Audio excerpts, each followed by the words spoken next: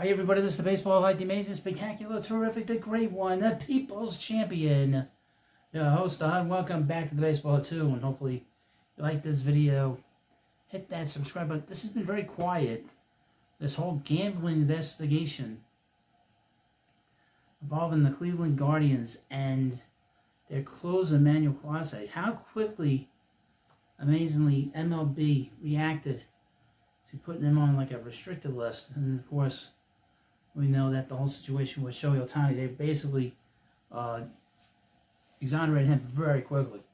Very quick justice there. But here's an article from USA Today on Bob Nightingale. I hope Bob got this article right, because he didn't get it right about the whole situation with the Mets playing the Phillies in the Field of Dreams game next year. But anyway, headline: Guardians shock MLB gambling investigation gives team no choice but to push on. They no longer have lockers in the Cleveland Guardians clubhouse. There are no jerseys or equipment to be found. There's no sign they even played for the Guardians. Their names are spoken only when brought up by outsiders, and then only in a whisper. It's as if Guardians closer Emmanuel Clase and starter Luis Ortiz never existed. It's like something out of Back to the Future. Vanishing into the night. Quote, this definitely is a huge loss to the team. Cleveland's new closer, Cade Smith, tells USA Today Sports. They're gone. We don't know if they're coming back, but we have no choice but to forget about it and move on. I would mention that Cade Smith is great. Saw him pitch against the Mets a few weeks ago. They're not going to miss Clase at all. They're not. He throws hard, and he's got nasty stuff, folks. Really, really nasty stuff. MLB's investigation has been underway since July into suspicious betting activity on games that Clase and Ortiz appeared. They are on paid administrative leave until August 31st. Yet, considering the evidence, MLB and the Players Union are expected to extend their leave to the end of the regular season and into the winter.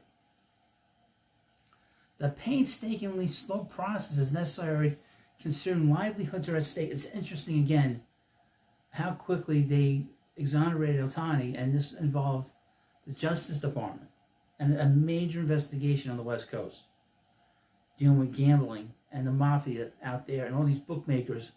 But that got swept under the rug very quickly, wrapped up quickly, but this is taking forever. If Clase and Ortiz are guilty of betting on baseball, if they intentionally influence prop bets, they are done for life. Well, sure, they could pitch in Mexico, maybe Japan and Korea too, but they would never, and the hut means ever, be able to put on another MLB uniform. Another thing you keep in mind is that Clase and Ortiz, they're not making billions of dollars for MLB. If they were, they wouldn't have gotten busted. What a waste, particularly for Clase. If found guilty, thrown away a star-studded career, who was on an early Hall of Fame trajectory. I wouldn't go that far. Leading the American League saves in each of the past 3 seasons. Quote, I've talked to him a little bit. Guardians first baseman Carlos Santana says, I don't really know what to say. I hope they'll be okay, but I don't know. I don't know what happened. None of us do. It was Ortiz who first went on disciplinary leave July 3rd, while MLB opened a gambling investigation. 3 weeks later, Clase's name surfaced too. And just like that, gone from existence. Never having a chance to say goodbye, not knowing if they'll ever see their former teammates again. Aww. Their absence is what made the Guardians' tour performance an American League best 23-9 from July 7th to August 14th to climb right back into the AL Central race so stunning. Instead of wilting, they were thriving, pulling within 5.5 games of the first place Tigers and just 1 game out of the wild card race. Now all of a sudden, it is over. They're 12.5 games behind the Tigers and 4.5 games back in the wild card race.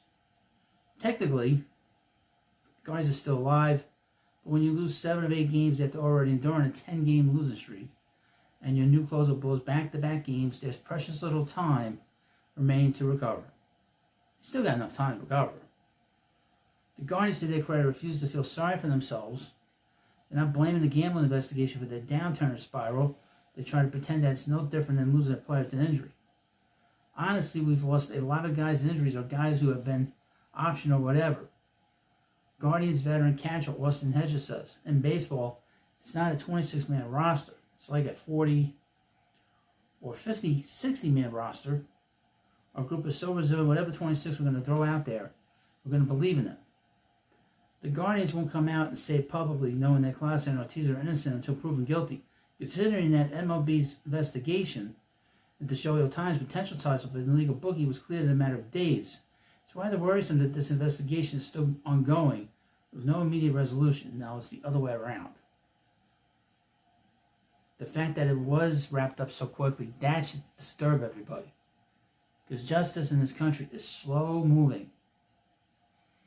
The Guardians have no choice but to play the waiting game, but they also don't expect either one to walk through the clubhouse door again this season, when if it's the last time they'll ever even see them. I mean, this is like something. I mean, this is like, I don't know. That day really sucked. I mean, it's definitely a blow when you lose two great players like that. Guardians All-Star outfit, as Stephen Kwan says. I think we gave ourselves one day to mourn and get over it, but then you got to jump back into it. We'd love to see them back, but we also have to be prepared if they're not. Guardians first baseman Carlos Santana says he still keeps in touch with Clase and Ortiz, but like everyone else, has no idea. You know, this is besides, even if Clase was under investigation, he might have been dealt at the trade deadline. Clase, who averaged 44 saves a year the past 3 years, was under team control for 3.5 more years. The Guardians would have raked in a haul of prospects in the robust relief market. I mean, his name certainly was mentioned. Our message to the guys was that we don't know what we don't know. All we can control is us working hard every day. Our guys are resilient. These guys have handled things over the last year and a half, and they're built on it. Okay. And this is interesting that all this stuff is going on. They played really well. It's different pitching tonight, says Smith, who has been successful in 4 of 7 save opportunities. The 3.55 ERA since replacing Clase. Like I said, I was very impressed with Smith. So if they lose Clase forever, Smith's going to be pretty good. He needs to get some experience. But like I said, I saw him in New York. He looked pretty damn good. Pretty good. Pretty good. He looked really good. But you let me know what you think about this video. Please subscribe to the Baseball Hut 2. Thanks for watching, and I'll see you later.